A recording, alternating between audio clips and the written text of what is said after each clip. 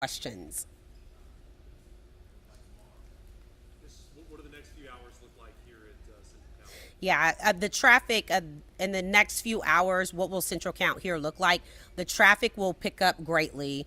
You'll see more trucks and vehicles coming in, bringing in those nightly boxes and final. This is the final station where all the rally site product comes here. So it's a little less full in the coming hours.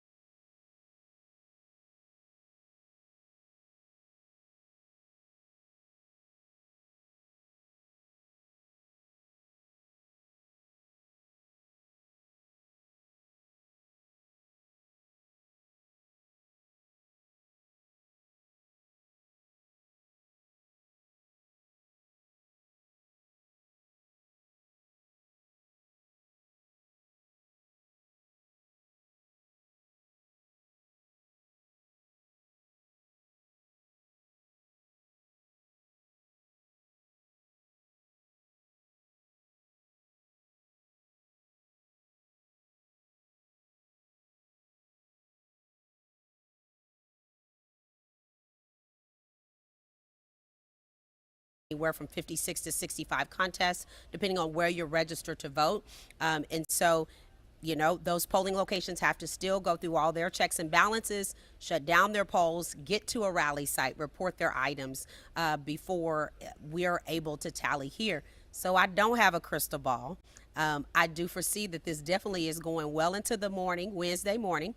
So strap up because election night, as you may have remembered it many years ago, has now become election night on to the next day. And so we will continue to report those unofficial results at harrisvotes.com throughout the night and the morning. The Yes. fact that people were still in line past 10 o'clock, put that in perspective for us. How usual is that? Yeah, the question is about putting in perspective individuals still voting at 10 o'clock. Harris County is the third largest county in this nation.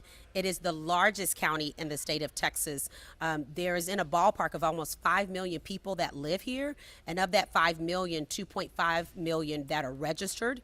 And so we talked about turnout, hundreds of thousands of individuals. And so no matter how many days of early voting you have, there are traditional people that procrastinate and wait to election day and even wait between that 5 to 7 p.m. hour.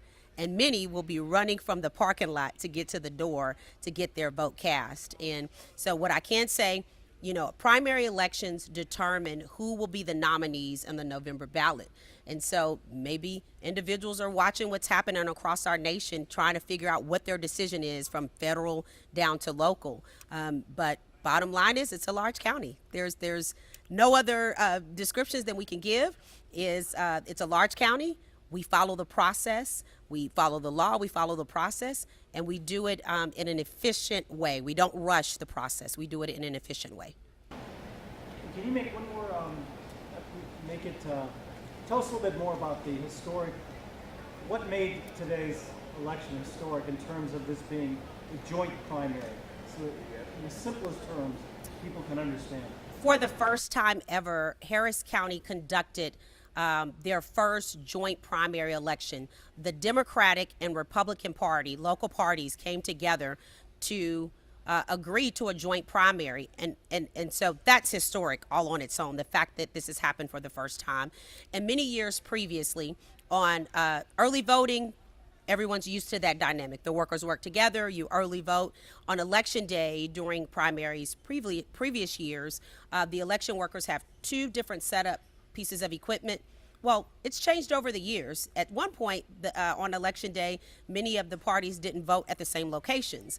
Then we went to countywide voting here in this county, and they agreed to same locations, but maybe separate voting rooms or separate setups and separate equipment.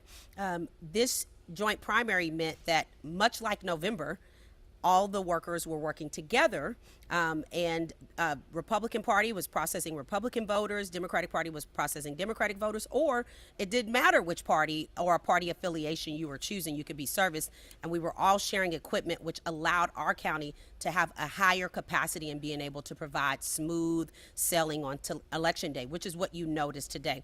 So what we learned today is that the parties came together for the benefit of the voters, and consistency was key. Having all the same voting centers where you can vote anywhere, timely product when you have double the amount of election workers. What you witnessed today was a successful and smooth election.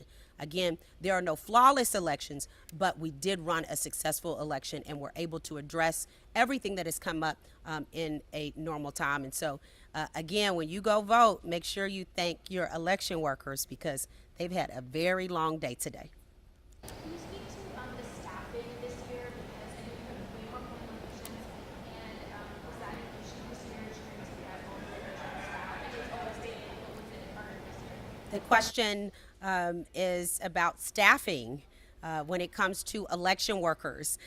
For outside of this historic moment of a joint primary, there was Senate Bill 924 that required our county and many other counties throughout the state to have the most amount of polling locations we have ever had in a primary election.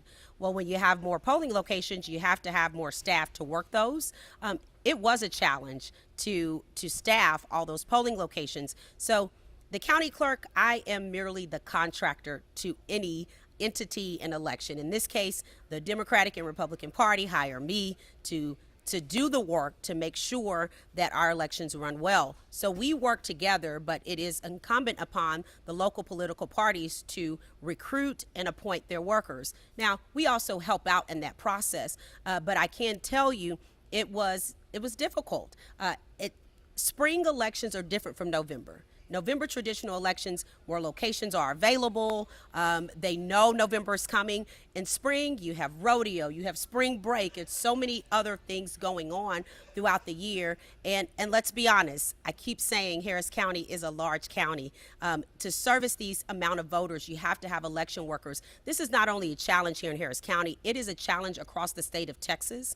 It is a challenge across our nation. And so you're going to be hearing this soundbite quite a bit throughout the year, is that we need more interested parties to step up to serve and serve as an election worker. It's just not a volunteer job, it's a paid job, but you learn more about the process. I always say it's not just okay to just get registered and go vote, but be a part of the process. Consider working the polls because we'll need your help this entire election year, but most importantly, as we arrive to November. So there were challenges, and it wasn't just one particular party or the other. There are challenges in staffing polls on both sides. A lot of our election workers are aging out. They're aging out. They've done this for many, many, many years. The equipment is, it's new equipment. And it takes a lot of pieces. And so many of them are aging out while we appreciate them. And they tell me all the time, I've been doing this election work longer than you've been alive. They remind me of that all the time. They are aging out, and we need to make sure that we're equipping, training, and getting the next generation of election workers prepared and ready to go. Thank you. What is the likelihood that they could be counting votes Until 5, 6 in the morning. It's very likely. Yep. It's very likely. The question is, what is the likelihood of us still counting votes at 5 a.m. in the morning? It is likely that we will be still counting votes at that time or tallying votes at that time. Any other questions? Thank you all so very much. Continue to tune in to harrisvotes.com.